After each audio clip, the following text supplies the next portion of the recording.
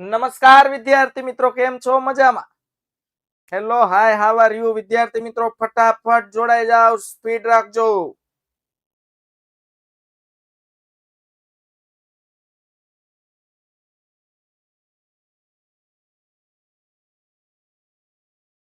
Okay, ચાલો વિદ્યાર્થી મિત્રો જલ્દી કરો, ફાસ્ટ કરો.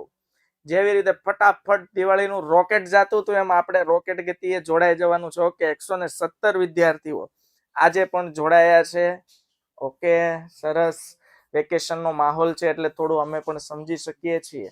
તેમ છતાં તમે ફટાફટ જોડાઈ રહ્યા છો અને લેક્ચર અટેન્ડ કરી રહ્યા છો, એનો મતલબ તમે ભણવા માટે ખૂબ ડેડિકેટેડ છો.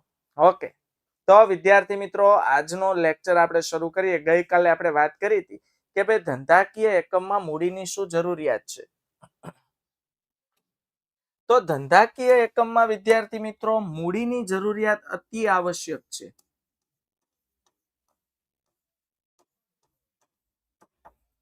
આપણે જોયું હતું કે ભાઈ માનવ શરીરમાં જેવી રીતે રક્ત એટલે કે આપણું જે લોહી છે, જે બ્લડ છે, એની જેટલી જરૂરિયાત છે તેટલી જ જરૂરિયાત ધંધાકીય એકમમાં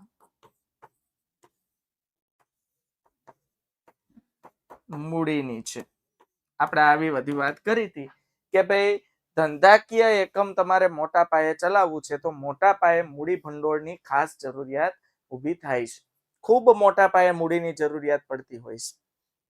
મોટા પાયે જ્યારે મૂડીની જરૂરિયાત ઊભી થાય છે વિદ્યાર્થી મિત્રો, ત્યારે આ મૂડીના પ્રાપ્તિ સ્થાનો કયા છે તેના વિશે આપણે ખાસ ચર્ચા કરવાની હોય છે. એટલે આપણે અહીંયા વાત કરવાના છીએ ધંધાકીય એકમનું ખૂબ મોટું સ્વરૂપ. અને ધંધાકીય એકમનું સૌથી મોટું સ્વરૂપ છે કંપની, જેને આપણે કહીએ છીએ જોઈન્ટ સ્ટોક કંપની, સંયુક્ત હિસ્સાવાળી કંપની. તો વિદ્યાર્થી મિત્રો જોઈન્ટ સ્ટોક કંપની વિશે અને આવી મોટી કંપની, મોટા પાયે મશીનરી હોય, મોટા પાયે પ્લાન્ટ હોય, અને મેં તમને પ્લાન્ટ અને મશીનરીનો યંત્રનો ડિફરન્સ કીધો છે. યસ ઓર નો? કે પ્લાન્ટ અને યંત્રમાં શું ફરક છે? નહીં? હા, તો પહેલા તો વિદ્યાર્થી મિત્રો આપણને ખબર હોવી જોઈએ કે ભાઈ યંત્રો અને પ્લાન્ટ, યંત્રો ઓબ્લિક મશીનરી લખી શકાય, કાંઈ વાંધો નથી. અને પ્લાન્ટ, આ બંનેમાં જમીન આસમાનનો ફરક છે. અને જે મોટી મોટી કંપનીઓ છે વિદ્યાર્થી મિત્રો, એમાં યંત્રો, હવે જો પેલા કહી દઉં, યંત્રો મશીનરી એટલે શું કે ભાઈ જેને તમે સ્થળાંતરિત કરી શકો છો, એક જગ્યાએથી બીજી જગ્યાએ આરામથી લઈ જઈ શકાય છે, એને આપણે કહીએ છીએ યંત્રો કે મશીનરી. ક્લિયર? જે મશીનરી પોતે આપણે અન્ય જગ્યાએથી લાવીને આપણા ધંધામાં મૂકી શકીએ છીએ. ધંધામાં આપણે મશીનરી કે યંત્રનું સ્થાન બદલી શકીએ છીએ. ઉત્તરમાં મૂક્યું હોય, ન ફાવતું હોય, કોઈ એમ કે વાસ્તુ પ્રમાણે દક્ષિણમાં મૂકવું જોઈએ તો આપણે ફેરવી શકીએ, આને કહેવાય યંત્ર, મશીનરી. પણ જેને વાસ્તુના એક પણ નિયમો લાગુ પડતા નથી એ છે પ્લાન્ટ. પ્લાન્ટ બાળકો સ્થાપવો પડે. આપણે મકાન બનાવીએ એટલે પહેલા ભરતી કરીને પછી પાયાઓ બરોબર છે સ્થાપવા પડે. પછી એમ થાય ઓ આ પાયો અહીંયા બરોબર નથી, અહીંથી ઉચકીને બીજી જગ્યાએ ફેરવી શકાય નહીં. તો જેવી રીતે મકાનના પાયા સ્થાપિત થઈ ગયા અને એસ્ટાબ્લિશ થઈ ગયા પછી ફેરવી શકાતા નથી, એવી રીતે પ્લાન્ટ હોય છે. જેમ કે રિલાયન્સ ઇન્ડસ્ટ્રીઝ જામનગર તમે જુઓ, બરોબર છે. આ જે રિલાયન્સ રિફાઇનરી છે એ મોટો પ્લાન્ટ છે, ઓટોમેટિક પ્લાન્ટ હોય. હવે તમે જો એમાં પાઇપલાઇન તમે જોયું હોય, પછી દવાની ફેક્ટરીઓ, તમે અંકલેશ્વર બાજુ જાઓ એટલે કેમિકલ દવાની જે ફેક્ટરીઓ છે એ બધા પ્લાન્ટ હોય. પ્લાન્ટ એસ્ટાબ્લિશ કરવાના હોય. એ કોઈ મશીન નથી તમે એક જગ્યાએથી ઉપાડીને બીજી જગ્યાએ મૂકી શકો. તમને થાય સાહેબ ક્રેન થી ઉપાડાય, ક્રેન થી નો ભેગું થાય, કારણ કે અલગ અલગ પાઇપલાઇન નું આખું માળખું રચાયેલું હોય. ઓટોમેટિક પ્લાન્ટ જ હોય. સમજાય છે વિદ્યાર્થી મિત્રો?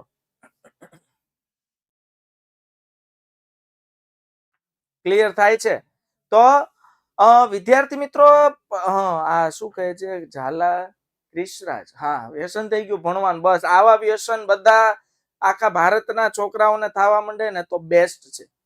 કારણ કે અત્યારે હવે શું છે કે હા ઝાલા ક્રિશ એમ કહે છે કે સર મને ભણવાનું વ્યસન થઈ ગયું છે. બસ આ વ્યસન શબ્દ ભણવા સાથે જોડો ને ત્યાં સુધી વિદ્યાર્થી મિત્રો બેસ્ટ છે.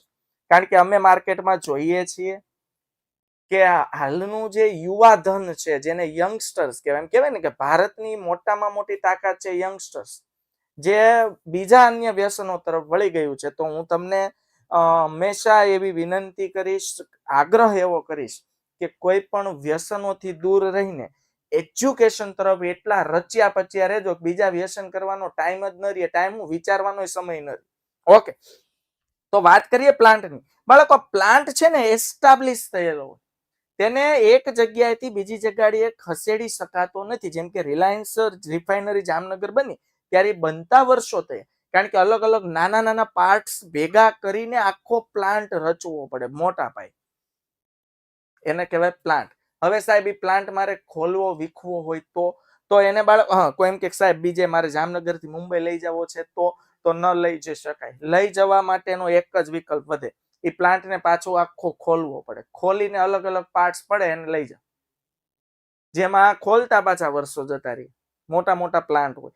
તો આ પ્લાન્ટ અને મશીનરીમાં ફરક છે. મશીનરીને હું એક જગ્યાએથી બીજી જગ્યાએ સરળતાથી લઈ જઈ શકું છું. ક્લિયર થાય છે? યંત્રને એક જગ્યાએથી બીજી જગ્યાએ લઈ જઈ શકાય છે, પણ જે પ્લાન્ટ છે એને એક જગ્યાએથી બીજી જગ્યાએ લઈ જઈ શકાતો નથી. વિદ્યાર્થી મિત્રો, ક્લિયર થાય છે કે પ્લાન્ટ અને યંત્રમાં શું ફરક છે? તો તમે વિચારો, એક્ઝેક્ટ કંપની લેવલે તમારે આટલા મોટા પ્લાન્ટની સ્થાપના કરવી હોય તો કેટલા મોટા પાયે મૂડી રોકાણની જરૂરિયાત ઊભી થાય, કેટલા પ્રમાણમાં મૂડી ભંડોળની જરૂરિયાત ઊભી થાય. તો ખૂબ અઢળક પ્રમાણમાં મૂડીની જરૂરિયાત ઊભી થતી હોય છે. એના વિશે આપણે ચર્ચા કરવાની છે. તો આજે આપણે વિદ્યાર્થી મિત્રો વાત કરીએ માલિકીના ભંડોળ. જો હવે મૂડીના પ્રાપ્તિ સ્થાનોમાં આપણે વાત કરી હતી કે ભાઈ શેર મૂડી. બાળકો, શેર મૂડીના મુખ્ય બે પ્રકાર પડે છે.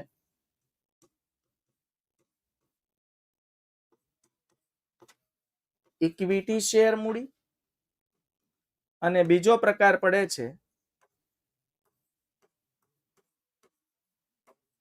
પ્રેફરન્સ શેર મૂડી. આ માલિકીના ભંડોળો કહેવાય, કારણ કે જે વ્યક્તિ જે તે કંપનીના શેર ધરાવે છે એને શેર હોલ્ડર કહેવામાં આવે છે, અને એને સાચા અર્થમાં કંપનીના શું ગણવામાં આવે છે? માલિકો.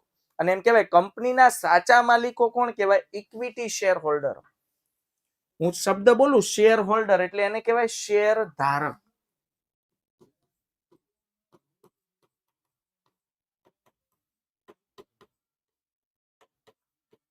શેર હોલ્ડર એટલે એને કહેવાય શેર ધારક, શેર ધારણ કરનાર.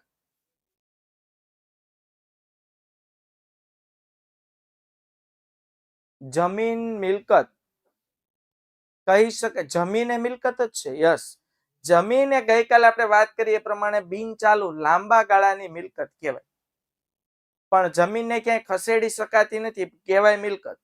ઓકે, જમીન એ મિલકત જ છે, દ્રશ્ય મિલકત કહેવાય. યસ, લાંબા ગાળાની બિન ચાલુ મિલકત ગણી શકાય, જેને કહેવાય કાયમી મિલકત. ઓકે,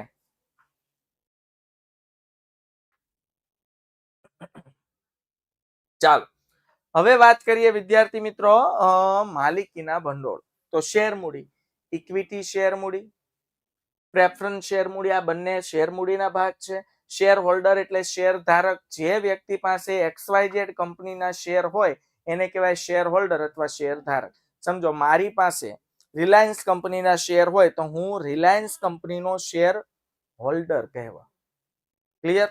ચાલો વાત કરીએ હવે માલિકીના ભંડોળના. અહીંયા મુખ્ય 3 પ્રકાર પાડેલા છે. પહેલો પ્રકાર છે ઇક્વિટી શેર મૂડી, બીજો પ્રકાર છે પ્રેફરન્સ શેર મૂડી. શેર મૂડીના મુખ્ય 2 જ પ્રકાર છે, પણ એક ત્રીજો માલિકીના ભંડોળ આવે ને એટલે 3 વસ્તુ થાય: શેર મૂડી અને અનામત અને વધારો. આને કહેવાય અનામત અને વધારો. બાળકો, અનામત અને વધારો એટલે શું?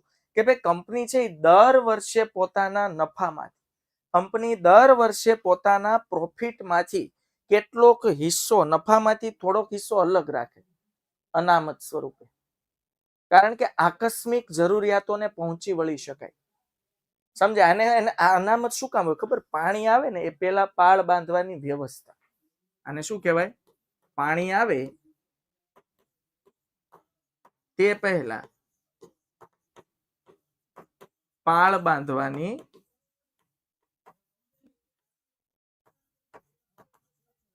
વ્યવસ્થા. સમજાય છે?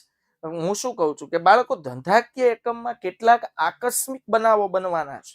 જે બનવાના છે કે નહીં એ પણ મોટો પ્રશ્ન છે, પણ બનશે તો શું? તો આવા સંજોગોમાં આવી આકસ્મિક જરૂરિયાતો, જેના વિશે ગઈકાલે આપણે વાત કરી હતી, કોઈ તેજી મંદી આવે, હવે તેજી આવશે કે મંદી નથી ખબર, બાહ્ય પરિબળો અસર કરે છે ધંધાકીય એકમને, સરકારની નીતિઓમાં બદલાવ આવે છે, સરકારી નીતિ ચેન્જ થાય છે. તો આવા સંજોગોને પહોંચી વળવા માટે, આવા સંજોગો સામે ટકી રહેવા માટે અનામતો ખાસ જરૂરિયાતમંદ સાબિત થાય છે. અનામતો કામમાં આવે છે બાળકો આકસ્મિક જરૂરિયાતોને પહોંચી વળવા. એટલે ધંધો શું કરશે? કંપની દર વર્ષે નફો થાય ને એમાંથી અમુક રકમ અલગ જ રાખશે. જો કોઈ આકસ્મિક સંજોગો ઉભો થાય તો આમાંથી પૈસા વાપરવાના, અને ન થાય તો એ પૈસા માલિકોના જ કહેવાય. એટલા માટે એને માલિકીના ભંડોળ કહેવામાં આવે છે. સમજાય છે? ક્લિયર થાય છે? એટલે કોઈ એમ પૂછે કે ભાઈ માલિકીના ભંડોળમાં કોનો સમાવેશ થાય? તો આવી રીતે લખાય કે માલિકીના ભંડોળ એટલે શેર મૂડી પ્લસ અનામત અને વધારો. શેર મૂડી પ્લસ અનામત અને વધારો. તો શેર મૂડીના બે પ્રકાર પડે છે, ઇક્વિટી શેર મૂડી, પ્રેફરન્સ શેર મૂડી, અને ત્રીજો છે અનામત અને વધારો પોતે. એટલે શેર મૂડીના બે પ્રકાર પાડી દેવાના, ઇક્વિટી શેર મૂડી અને પ્રેફરન્સ શેર મૂડી. એટલે અહીંયા લખ્યું જો, રાખી મુકેલ કમાણી. રાખી મુકેલ હોય ને એને અનામત કહેવાય. સ્પેરમાં હાલો, તમે અત્યારે દિવાળી મહિનો છે, ક્યાંક ફરવા જાવ, બરોબર, મોટી ગાડી લઈને જતા હોય એટલે આપણે સ્પેરમાં એક વ્હીલ રાખ્યું હોય, એક ટાયર સ્પેરમાં હોય, રાખવું પડે ને સ્પેર વ્હીલ, કારણ કે રસ્તા વચ્ચે આપણે જાતે પંચર કરવાની જ બેસાતું, સીધું સ્પેર વ્હીલ કાઢીને નવું સ્પેર વ્હીલ લગાવી દેવાનું. હાલો, તો રાખી મુકેલ એટલે અગાઉથી રાખી મુકેલ છે. જો એવો બનાવ બને તો કાઢવાનું, નહીતર પછી એમ થાય કે હાલો 500 કિલોમીટરનો રૂટ છે, 250 કિલોમીટર ત્યાં લાય સ્પેર વ્હીલ કાઢીને બદલી નાખું, એમ નથી કરવાનું. એ પંચર પડે તો કાઢવાનું. ધંધામાં એવું જ હોય. આપણે જે પૈસા અલગથી રાખી મુકેલ છે એ કોઈ એવો સંજોગો વસાત બનાવ બને તો એ પૈસાનો યુઝ કરવાનો છે. સમજાય છે? ક્લિયર થાય છે? અથવા નફાનું ધંધામાં પુનઃ રોકાણ છે.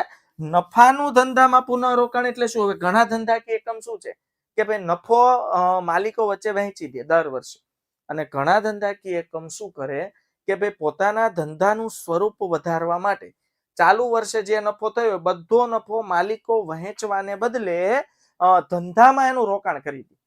એટલે 5 મશીન હોય ને બીજા 5 મશીન ખરીદી લે નફામાંથી, કે ભાઈ આ વર્ષે આપણે નફો ઘરે નથી લઈ જાવ, ભલે ખાવા પૂરતા પૈસા ઘરે લઈ જાવ, ઘર ચાલે એટલા પૈસા ઘરે લઈ જાવ, બાકી વધારાનો જે નફો થાય એ પાછો ધંધામાં આપણે રોકાણ કરીને વધુ 5 મશીન મૂકીને વધુ ઇન્વેસ્ટમેન્ટ કરીને વધુ પ્રોડક્શન કરીને વધુ ઉત્પાદન કરીને વધુ નફો કમાવશું. હાલ ક્લિયર થાય છે વિદ્યાર્થી મિત્રો?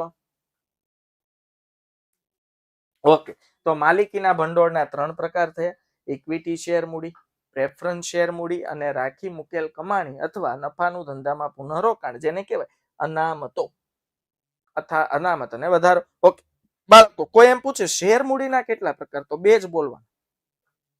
અહીંયા જે આપેલા 3 પ્રકાર છે ને શેર મૂડીના નથી, એ માલિકીના ભંડોળના છે. શેર મૂડીના બે જ પ્રકાર છે, ઇક્વિટી શેર મૂડી અને પ્રેફરન્સ શેર મૂડી. હવે ઇક્વિટી શેરના 3 પ્રકાર પડે છે, સામાન્ય equity share, sweat equity share અને અન્ય ઇક્વિટી શેર. સામાન્ય equity share, sweat equity share અને અન્ય ઇક્વિટી શેર. આજે આપણે ઇક્વિટી શેર મૂડી અને એના પ્રકાર વિશે ચર્ચા કરવાના છે. આટલું. ઓકે ડન, ક્લિયર થાય છે એવરીબડી? સમજાય છે? તો ઇક્વિટી શેરના ત્રણ પ્રકાર પડે છે: સામાન્ય equity share, sweat equity share અને અન્ય ઇક્વિટી શેર. પ્રેફરન્સ શેરના બે જ પ્રકાર છે સમયગાળાને આધીન, કે 20 વર્ષ પહેલા પરત કરી શકાય તેવા પ્રેફરન્સ શેર અને 20 વર્ષ પછી પરત કરી શકાય તેવા પ્રેફરન્સ શેર. અને હજુ એક ત્રીજો પ્રકાર આવે, ઇરરિડીમેબલ પ્રેફરન્સ શેર. એ તમને ખાલી જાણકારી માટે કહું છું. ઇરરિડીમેબલ.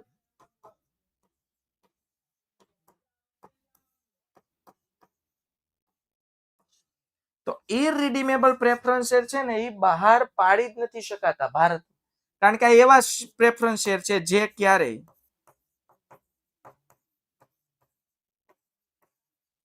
પરત થતા નથી. એટલે યાદ રાખજો, ઇરરિડીમેબલ પ્રેફરન્સ શેર ભારતમાં પ્રતિબંધિત છે. એટલે અહીંયા બે જ પ્રકાર આપ્યા છે: 20 વર્ષ પહેલા પરત કરી શકાય અને 20 વર્ષ પછી પરત કરી શકાય. બંનેમાં એક શબ્દ કોમન છે, પરત કરી શકાય. મતલબ આ પરત કરી શકાય. એક 20 વર્ષ પહેલા પરત થાય અને એક 20 વર્ષ પછી પરત થાય. કોને ક્લિયર થયું? સમજાય છે વિદ્યાર્થી મિત્રો? ક્લિયર થાય છે? ઓકે, ચાલો તો હવે આજે આપણે ચર્ચા કરવાની છે નંબર 1, ઇક્વિટી શેર વિશે અને તેના પ્રકારો વિશે. ચાલો, ઇક્વિટી શેર કોને કહેવાય? બાળકો, મેં તમને સિમ્પલ વસ્તુ ઇક્વિટી શેર વિશે સમજાવ્યું છે. મને યાદ છે ત્યાં સુધી મેં કીધું છે કે ભાઈ, તમે કોઈની પાસે 1 લાખ રૂપિયાની જરૂર છે અને 1 લાખ રૂપિયા ઉઘરાવા જશો, બહુ ડિટેલમાં સમજાવ્યું છે. યસ ઓર નો?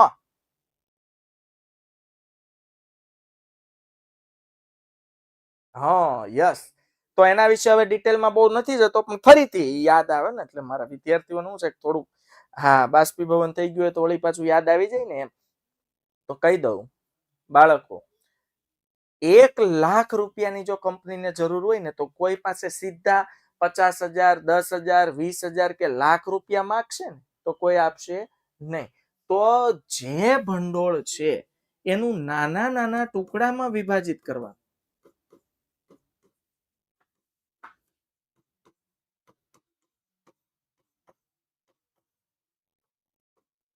જે ભંડોળ છે બાળકો, એને નાના નાના ટુકડામાં વિભાજિત કરો. તો બાળકો, હું શું કહું છું કે ભાઈ 1 લાખ રૂપિયા મારે ભેગા કરવા છે. હવે ભારત દેશ કેટલો મોટો છે, એમાં કેટલી કરોડોની સંખ્યા છે, અબજો કહી શકાય ને, અબજ 100 કરોડ ઉપર છે. ઓકે, તો બાળકો મેં શું કર્યું ખબર છે? એના નાના નાના ટુકડા બનાવી દીધા. એક શેર 100 રૂપિયાનો બનાવી દીધો. તો બોલો કેટલા શેર થયા? 1000 શેર. આ શેર ને હું નામ આપી દઉં છું ટુકડા. તો મેં 100 વાળા 1000 ટુકડા કરી દીધા, જાહેર જનતાને આમંત્રણ આપી દીધું કે હાલો ખરીદો. તો બાળકો, 100 રૂપિયા આપવા માટે લોકો જલ્દી ફટાફટ રેડી થશે, તૈયાર થશે. હું શું કહું છું સમજાય છે? 100 રૂપિયા આપવા માટે લોકો પ્રતિબદ્ધ થશે, તૈયાર થશે. 1 લાખ રૂપિયા કોઈ પાસે માંગો, 50,000 રૂપિયા કોઈ પાસે માંગો તો જલ્દી ન આપે એવું બની શકે. હાલ ક્લિયર થાય છે? સમજાય છે વિદ્યાર્થી મિત્રો? તો આને કહેવાય શેર. તો હવે જુઓ, જે શેરને ડિવિડન્ડ મેળવવાનો તથા મૂડી પરત મેળવવાનો હક સૌથી છેલ્લે મળતો હોય તેને ઇક્વિટી શેર કહે છે. ઓકે, જો આમાં બે વસ્તુ હોય. આપણે કંપનીના શેર ખરીદીએ, પ્રશ્ન થાય કે સર હું XYZ કંપનીના શેર ખરીદું શું કામ? એ મને કયો, તમે જ વિચારો. હું XYZ કંપનીના શેર ખરીદું શું કામ? એમાં મને ફાયદો શું? આપણે કોઈ પણ કંપનીમાં પૈસાનું રોકાણ ક્યારે કરીએ? આપણને એમાંથી કંઈક મળવાનું હોય ત્યારે. તો યાદ રાખજો, ડિબેન્ચર હોય ને બાળકો, ડિબેન્ચર, એમાં વળતર સ્વરૂપે, ડિબેન્ચરમાં વળતર સ્વરૂપે બાળકો શું મળે છે? વ્યાજ.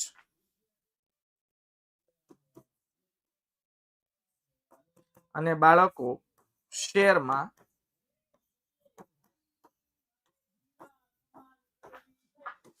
વળતર સ્વરૂપે શું મળે? ડિવિડન્ડ. વળતર એટલે આપણે કોઈને પૈસા આપીએ તો એમને તો અપાતા નથી, ના બદલામાં કંઈક તો વળતર સ્વરૂપે જોઈશે. તો શેરમાં વળતર સ્વરૂપે ડિવિડન્ડ મળે છે અને ડિબેન્ચરમાં વળતર સ્વરૂપે વ્યાજ મળે છે. ડન. હવે બાળકો શેરના પાછા બે પ્રકાર, પ્રેફરન્સ શેર અને ઇક્વિટી શેર. જો પ્રેફરન્સ એટલે શું ખબર? પ્રાથમિકતા. પ્રેફરન્સ નો મતલબ એ થાય છે, તમે જોજો આપણે ઘણી વાર એમ કહીએ કે પહેલો પ્રેફરન્સ તને આપવો છે. સમજો હું એમ કોઈને એમ કહું ભાઈ મારે એક ધંધો કરવો છે, એમાં એક સારા વ્યક્તિની જરૂર છે, એમાં પહેલો પ્રેફરન્સ હું તને આપું છું. બોલ તારે મારી સાથે ભાગીદારી કરવી છે? આ પહેલો પ્રેફરન્સ એટલે પહેલી પ્રાથમિકતા. તો પ્રેફરન્સ નો મતલબ જ થાય છે પ્રાથમિકતા પ્રથમ. તો બાળકો અહીંયા શું લખ્યું છે કે જે શેરને ડિવિડન્ડ મેળવવાનો તથા મૂડી પરત મેળવવાનું. જો હવે મૂડી પરત ક્યારે થાય? ઇક્વિટી શેર ની વાત કરું છું. ઇક્વિટી શેર પ્રેફરન્સમાં તો થઈ ગયું કે પ્રેફરન્સ 20 વર્ષ પહેલા પરત થાય અથવા 20 વર્ષ પછી પરત થાય, પણ ઇક્વિટી શેરમાં મૂડી પરત ક્યારે થાય? જ્યારે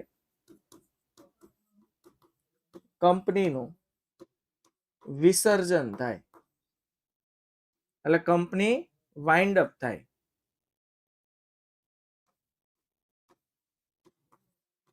કંપની કાયમ માટે બંધ થાય ને ત્યારે જ ઇક્વિટી શેર હોલ્ડરોને મૂડીના પૈસા પરત થાય.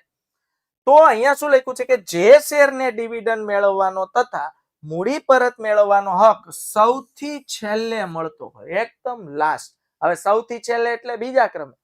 પેલા બોલો મૂડી પરત કંપની બંધ થાય કે ન થાય, કે ચાલુ કંપની હોય તો નફામાંથી ડિવિડન્ડ આપવાનું જ હોય.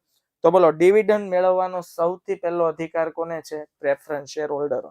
યાદ રાખજો, ડિવિડન્ડ મેળવવાનો સૌથી પહેલો અધિકાર પ્રેફરન્સ શેર હોલ્ડરોને છે. એવી જ રીતે જો કંપની બંધ થાય તો મૂડી પરત મેળવવાનો અધિકાર પણ કોને છે? પ્રેફરન્સ શેર હોલ્ડરો. અચ્છા, કંપની બંધ ન થાય તો પણ મૂડી પ્રેફરન્સ શેર હોલ્ડરોને જ પહેલા પરત થાય. બાકી કંપનીનું તો ફિક્સ છે. આ નોંધ કરી લેજો, કંપનીને જ્યારે કંપની બંધ થાય કાયમ માટે ત્યારે જ ઇક્વિટી શેર હોલ્ડરોને મૂડી પરત થાય, ત્યાં સુધી ન થાય. એટલે એની વ્યાખ્યામાં સ્પષ્ટ લોકો જણાવે છે કે જે શેરને ડિવિડન્ડ મેળવવાનો તથા મૂડી પરત મેળવવાનો હક સૌથી છેલ્લે મળતો હોય તેવા શેરને ઇક્વિટી શેર કહે. ચાલ, કોને ક્લિયર થઈ ગયું આટલું? ઓકે, એવરીબડી ક્લિયર થાય છે? હાલો, ડન. ઓકે, ઉસકે બાદ લાક્ષણિકતાઓ. બાળકો હવે ઇક્વિટી શેરની પહેચાન શું છે, ઓળખ શું છે? તો મેં હમણાં શરૂઆતમાં લેક્ચર શરૂ થયો ને એ પહેલા કીધું કે કંપનીના સાચા માલિકો ઇક્વિટી શેર હોલ્ડરો કહેવાય, કારણ કે એ કંપનીનો સાથ કંપનીના મૃત્યુ સુધી આપશે. કંપનીનું મૃત્યુ એટલે કંપની કાયમ માટે બંધ થાય ને ત્યાં સુધી ઇક્વિટી શેર હોલ્ડરો એની સાથે રહેશે, એટલે એને સાચા માલિકો ગણવામાં આવે છે. તો પહેલી લાક્ષણિકતાનો મુદ્દો છે સાચા માલિકો. ઇક્વિટી શેર હોલ્ડરો કંપનીના સાચા માલિકો છે. આ પ્રકારના શેર હોલ્ડરો કંપનીના સાચા માલિકો કે વફાદાર સાથી કહેવાય. જોઈ લો, મરતે દમ તક સાથ છે.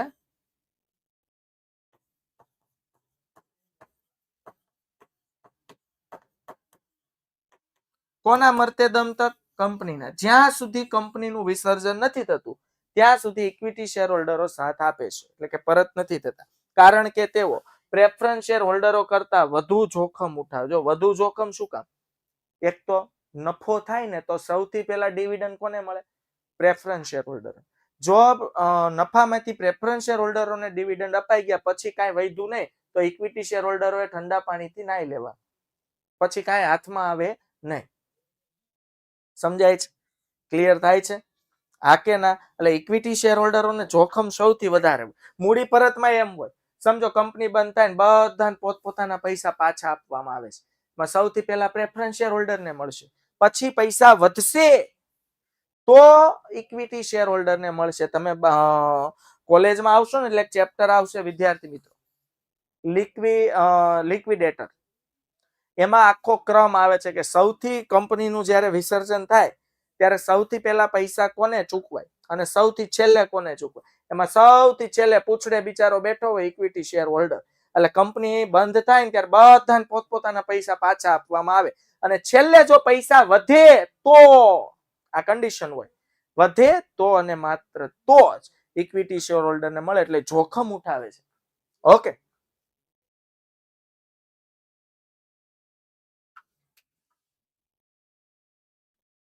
મતાધિકાર. બાળકો બોર્ડ ઓફ ડિરેક્ટર્સ ની મીટિંગ થાય, બરોબર છે, દર વર્ષે. તો આ બોર્ડ ઓફ ડિરેક્ટર્સ ની સામાન્ય સભામાં ઇક્વિટી શેર હોલ્ડરોને મત આપવાનો અધિકાર છે. સામાન્ય ઇક્વિટી શેર હોલ્ડરોને સભામાં શેર દીઠ મતાધિકાર હોય, આવું આપણે જોઈ લીધું છે. સહકારી મંડળીમાં સભ્ય દીઠ મતાધિકાર હોય, યાદ કરો. સહકારી મંડળીમાં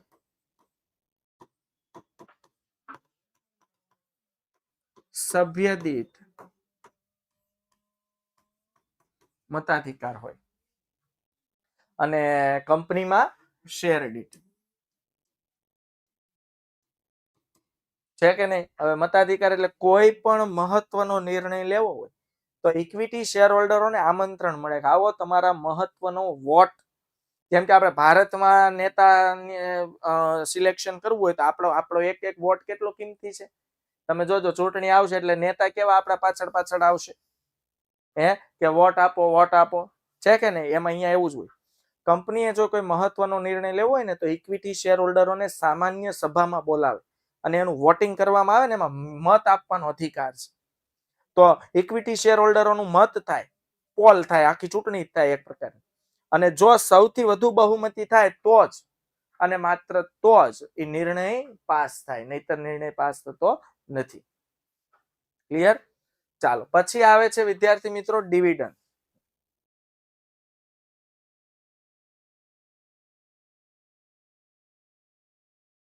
ચાલો, આ પ્રકારના શેર હોલ્ડરોને પણ ડિવિડન્ડ મળે છે, પણ પ્રેફરન્સ શેર પછી, બરોબર. અને ડિવિડન્ડ નો દર પણ કેવો હોય છે? અનિશ્ચિત. એક મિનિટ વિદ્યાર્થી મિત્રો.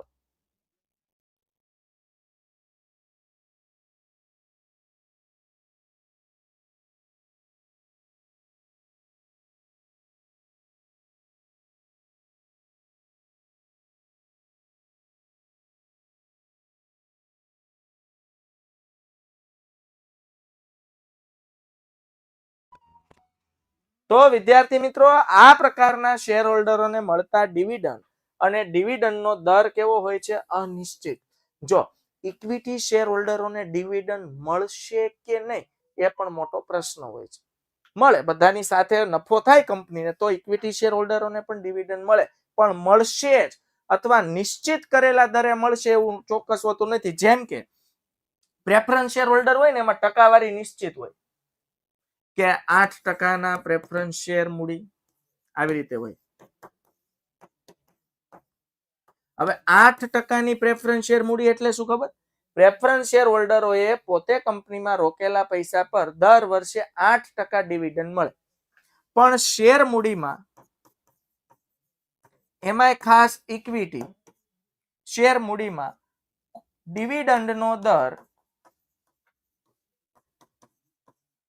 નિશ્ચિત હોતો નથી. સમજાઈ ગયું? ડિવિડન્ડનો દર નિશ્ચિત હોતો નથી. ક્લિયર થાય છે વિદ્યાર્થી મિત્રો?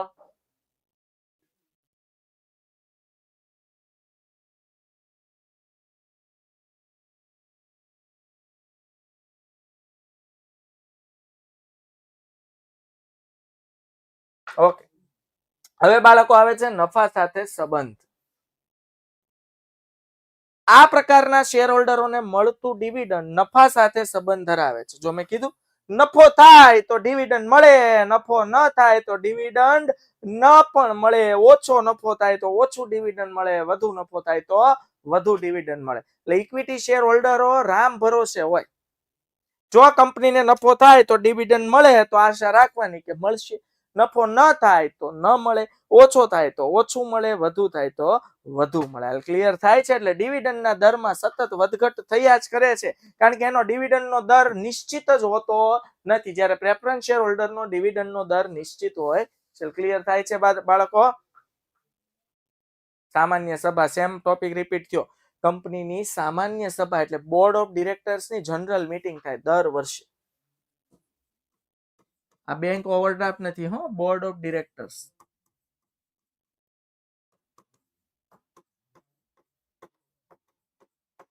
એની જનરલ મીટિંગ થાય.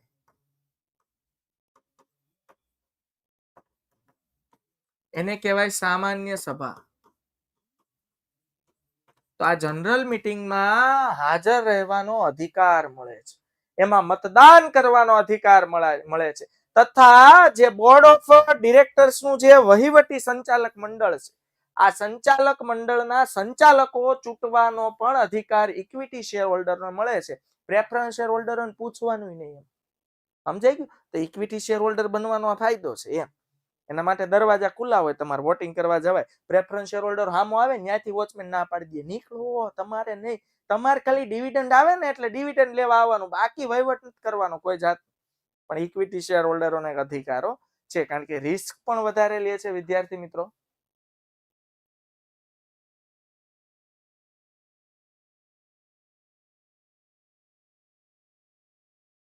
ओके, आप रिंकी कुमारी बिहार बोर्ड से हो ना?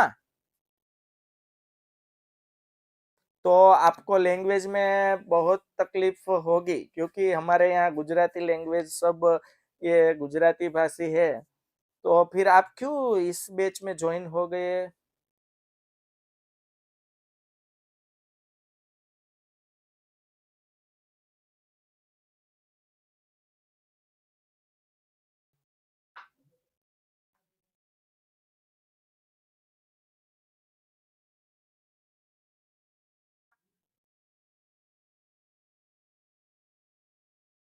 ઓકે, હા, કઈ વાંધો નહીં, નો પ્રોબ્લેમ. આપણા ભારતમાં તો બધું એમ ચાલે. આમ જો, ભારતમાં ઘણા બધા સોંગ એવા છે. अच्छा, गुजरात घूमने आए हो? ओके, तो फिर आपका बहुत बहुत स्वागत है हमारे गुजरात में. क्यों बच्चों?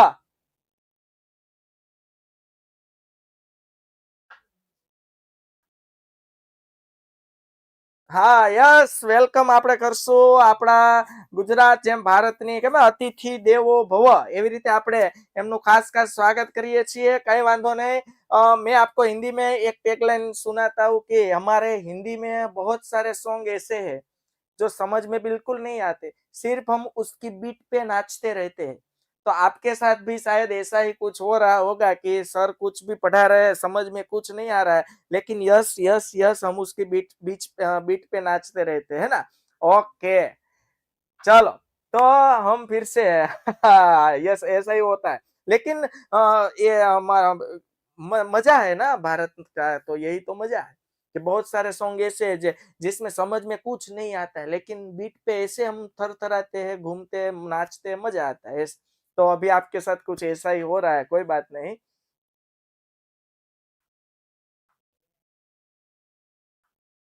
ઓકે, ચાલો.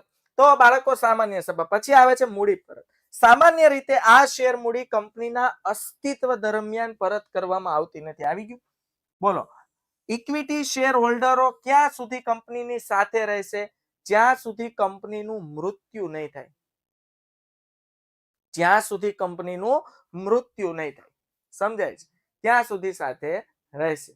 એટલે આ કંપનીના અસ્તિત્વ દરમિયાન પરત કરવામાં આવતી નથી.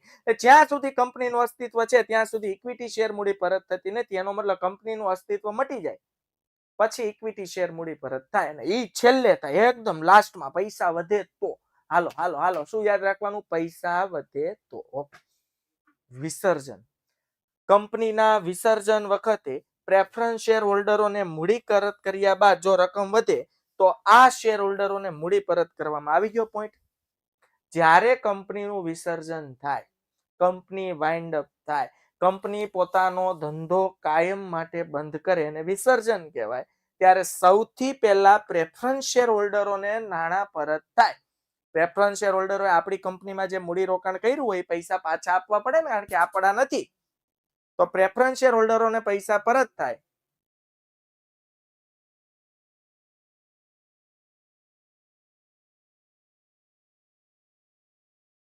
ओके, जरूर बताऊंगा मैं. आपका नाम नोट कर लेता हूँ. आपने अभी बताया कि आप अनुसर की बहन हो. यस, कोई बात नहीं, मैं आपका नाम नोट कर लेता हूँ. ओके, તો વિદ્યાર્થી મિત્રો, પ્રેફરન્સ શેર હોલ્ડરોને મૂડી પરત કર્યા બાદ જો રકમ વધે તો આ શેર હોલ્ડરોને મૂડી પરત કરવામાં આવે છે. સિમ્પલ છે. છેલ્લે એકદમ બિચારો પૂછડીએ બેઠા હોય ઇક્વિટી શેર હોલ્ડર, કંપનીનું વિસર્જન થાય, કંપની કાયમ માટે બંધ થઈ જાય, સૌથી પહેલા પ્રેફરન્સ શેર હોલ્ડરોને પૈસા પરત કરવામાં આવે. ત્યારબાદ એ નિયમ શું છે, પૈસા વધે, નાણાં વધે તો અને માત્ર તો જ ઇક્વિટી શેર હોલ્ડરોને પરત કરવામાં આવે છે. ચાલો, ક્લિયર થાય છે, સમજાય છે વિદ્યાર્થી મિત્રો? લાયકાતના શેર, એક મિનિટ હો.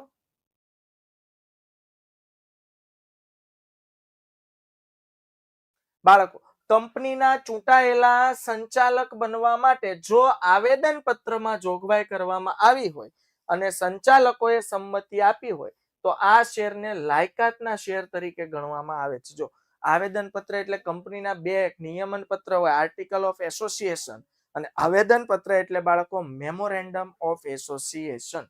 તો કંપનીના ચૂંટાયેલા સંચાલક બનવા માટે, ચૂંટાયેલા સંચાલક બનવા માટે એટલે ચૂંટણી થાય, મેં કીધું ને વોટ થાય, એમાં સંચાલક બનવા માટે જો આવેદન પત્રમાં જોગવાઈ કરવામાં આવી હોય અને સંચાલકોએ સંમતિ આપી હોય, સંચાલકોએ સંમતિ એટલે કે પરમિશન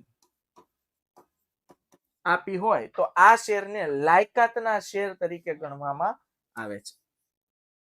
લાયકાત છે ભાઈ. હા, ઇક્વિટી શેર હોલ્ડર નું કંપનીમાં લાયકાત હોય, એની વેલ્યુ હોય. હવે તો ચૂંટણીમાં એને માન સન્માન આપવું પડે, વોટ નો આપ્યો તો કંપની મહત્વના નિર્ણય ન પણ લઈ શકે. ક્લિયર થાય છે? હા કે ના? તો કંપનીના ચૂંટાયેલા સંચાલક બનવા માટે જો આવેદન પત્રમાં જોગવાઈ કરવામાં આવી હોય અને સંચાલકોએ સંમતિ આપી હોય તો આ શેરને લાયકાતના શેર તરીકે પણ ઓળખવામાં આવે છે. એટલે એની કંપનીમાં કંઈક લાયકાત છે, અને લાયકાત વાળો માણસ, તમે જુઓ 500 જણાની મીટિંગ લોકો ભેગા થયા હોય ને એમાં લાયકાત વાળો કોઈ નેતા, કોઈ આઈપીએસ ઓફિસર આવી જાય તો કેવું એની માન સન્માન, ઇજ્જત, પ્રતિષ્ઠા કેવી હોય? વધારે. આમ બધા એક નજરે એની સામે જોવે.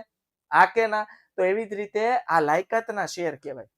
બોર્ડ ઓફ ડિરેક્ટરની સામાન્ય સભામાં હાજરી આપે ને એટલે ભાઈ સાહેબ બાપુ કરવું પડે, કારણ કે એના વોટનું મહત્વ છે.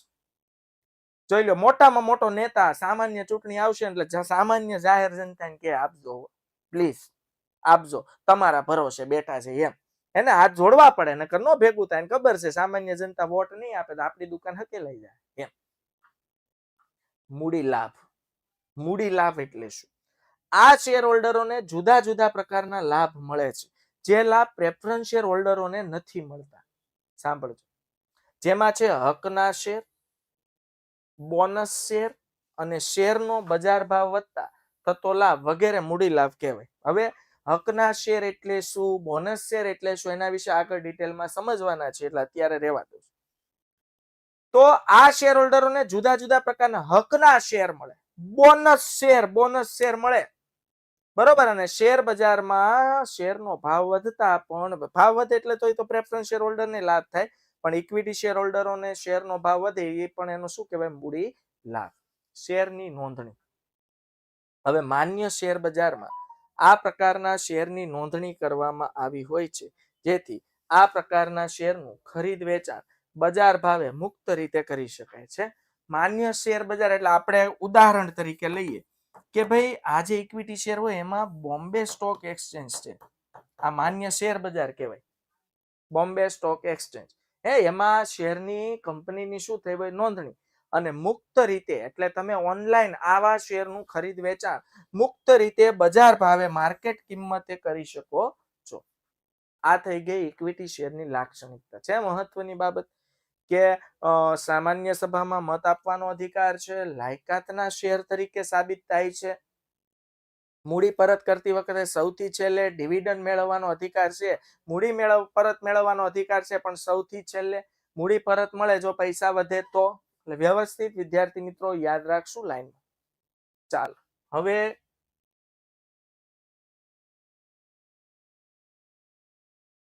ચાલો થઈ જશે, 5 મિનિટ આમ તેમ થશે, અને પછી લેક્ચર નથી ને તમારે. બીએસસી નું full form Bombay stock exchange. BSE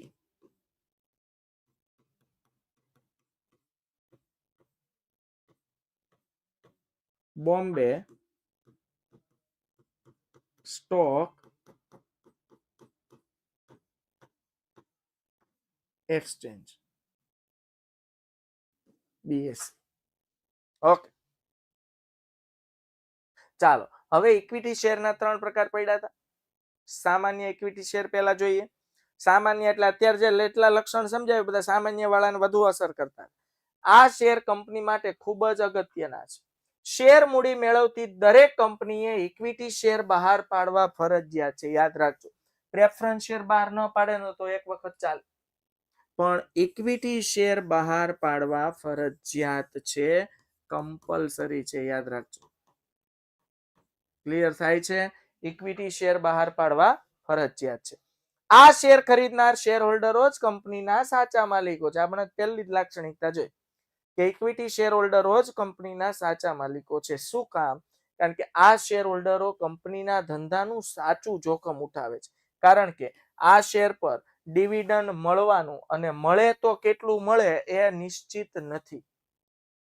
એટલે કે ડિવિડન્ડ, હવે આ લોકો કેવા નિસ્વાર્થ શેર હોલ્ડરો કહેવાય ને, તમે જુઓ કે કંપનીમાં ડિવિડન્ડ મળશે નથી ખબર, અથવા મળશે તો કેટલું મળશે કોઈ દર નિશ્ચિત નથી. એટલે કહેવાય ને આને નિસ્વાર્થ શેર હોલ્ડરો. હા, કારણ કે સૌથી વધુ જોખમ ઉઠાવે. કંપની બંધ થાય, ફડચામાં જાય તો છેલ્લે પૈસા મળે ને એ વધે તો, એટલે બધું જોખમ એના માટે જ છે.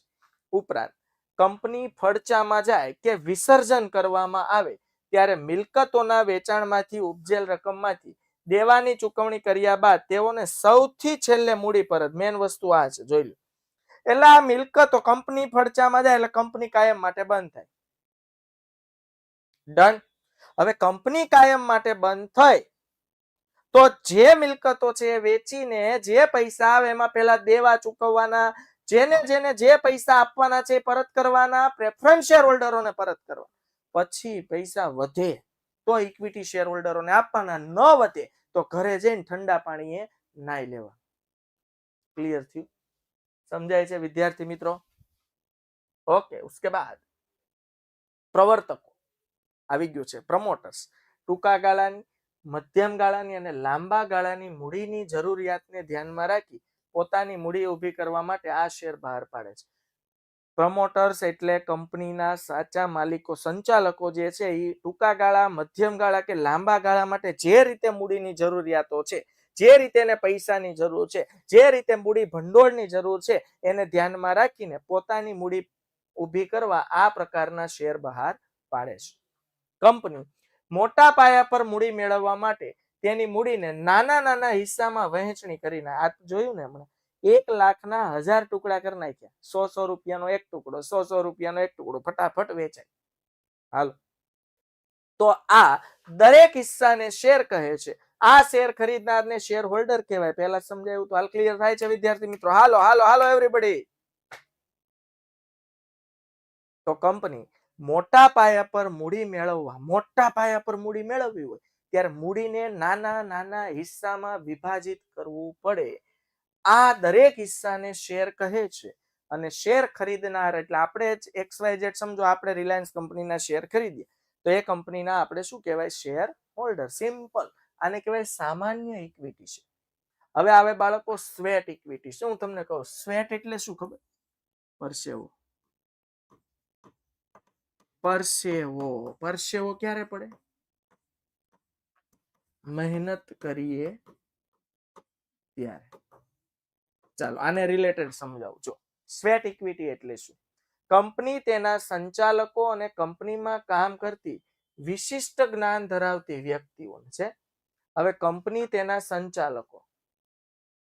સંચાલકો સૌથી વધુ કામ કરશે, અને કંપનીમાં કામ કરતી વિશિષ્ટ જ્ઞાન ધરાવતી કોઈ મેનેજર છે, આવા વિશિષ્ટ ચીફ એક્ઝિક્યુટિવ ઓફિસર છે, વિશિષ્ટ જ્ઞાન ધરાવતી વ્યક્તિઓને તથા કર્મચારીઓ વટાવથી એટલે ડિસ્કાઉન્ટ આપી અથવા રોકડ સિવાયના અવેજથી, રોકડ સિવાયના અવેજથી એટલે ફ્રીમાં જે શેર ફાળવે તેને સ્વેટ ઇક્વિટી શેર કહે છે. Sweat equity. હવે આ લોકો એવા છે જે ઓલરેડી કંપનીમાં પરસેવો પાડી રહ્યા છે. ડન. તો આવા શેર હોલ્ડરોને પહેલા પ્રાથમિકતા આપશે કે ભાઈ તમારે કંપનીના શેર ખરીદવા જ આટલા આટલા રૂપિયા લવા લ્યો કંપનીના શેર. તો કંપની તેના સંચાલકો, કંપનીમાં કામ કરતા વિશિષ્ટ જ્ઞાન ધરાવતા અલગ અલગ વ્યક્તિઓ, કંપનીમાં કામ કરતા કર્મચારીઓને વટાવતી. વટાવતી એટલે શું? જેમ કે 100 રૂપિયાનો શેર 90 લેખે આપે, તો બોલો આપને 100 રૂપિયાનો શેર 10 રૂપિયા ઓછા ભાવે મળ્યો. હવે સમજો આ શેરનો ભાવ થઈ ગયો 150 રૂપિયા, તો આપણને નફો કેટલો થયો? 60 રૂપિયા. પણ જો ડિસ્કાઉન્ટ એટલે કે વટાવથી ન આપ્યો તો નફો કેટલો થાય? 50 રૂપિયા. તો ફાયદો જ કહેવાય ને, 10 રૂપિયાનો ફાયદો કહેવાય. ક્લિયર થાય છે? અથવા રોકડ સિવાયના અવેજથી એટલે એવા શેર કે જે ખરીદવા માટે તમારે રોકડા આપવાના નથી, એ સિવાય કંઈક બીજું અવેજ હોય તો ઠીક, પણ રોકડા નહીં, તેને સ્વેટ ઇક્વિટી શેર કહે છે. સ્વેટ એટલે પરસેવો પાડે છે આ બધા લોકો, તો પહેલી પ્રાયોરિટી આને મળે છે. હાલ ક્લિયર થાય છે? અને છેલ્લું છે વિદ્યાર્થી મિત્રો અન્ય ઇક્વિટી શેર. બે પ્રકારના છે. મતાધિકાર સાથેના ઇક્વિટી શેર એટલે એવા ઇક્વિટી શેર છે જેને બોર્ડ ઓફ ડિરેક્ટરની જીએમ એટલે જનરલ મીટિંગ, સામાન્ય સભામાં મત આપવાનો અધિકાર છે. ક્લિયર થાય છે? અને ડિવિડન્ડના સંબંધમાં જુદા જુદા અધિકારો સાથે મતાધિકાર ધરાવતા ઇક્વિટી શેર. તો અન્ય ઇક્વિટી શેરના બે પ્રકાર પડે: મતાધિકાર સાથેના ઇક્વિટી શેર અને ડિવિડન્ડના સંદર્ભમાં જુદા જુદા અધિકારો. હવે ડિવિડન્ડના સંદર્ભમાં જુદા જુદા અમુક ક્રાઇટેરિયા હોય, એ પ્રમાણે ડિવિડન્ડના સંદર્ભમાં કોને જેટલું વધુ ડિવિડન્ડ મળે છે, ઓછું ડિવિડન્ડ મળે છે, એ પ્રમાણે મતાધિકાર ધરાવતા ઇક્વિટી શેર. આવી રીતે બે ભાગ કંપનીમાં જ્યારે શેર બહાર પાડવામાં આવે ત્યારે અગાઉથી જ નક્કી કરવામાં આવ્યા હોય છે. સમજાય છે વિદ્યાર્થી મિત્રો? ક્લિયર થાય છે? ઓકે. તો વિદ્યાર્થી મિત્રો ઇક્વિટી શેર લક્ષણો તથા તેના પ્રકારો વ્યવસ્થિત લખીને મોઢે કરવા. સમજાય છે વિદ્યાર્થી મિત્રો? તો ફરીથી આપણે મળશું નેક્સ્ટ લેક્ચરમાં. ત્યાં સુધી આવજો. Bye bye, take care, C you. જય હિન્દ, ભારત માતા કી જય.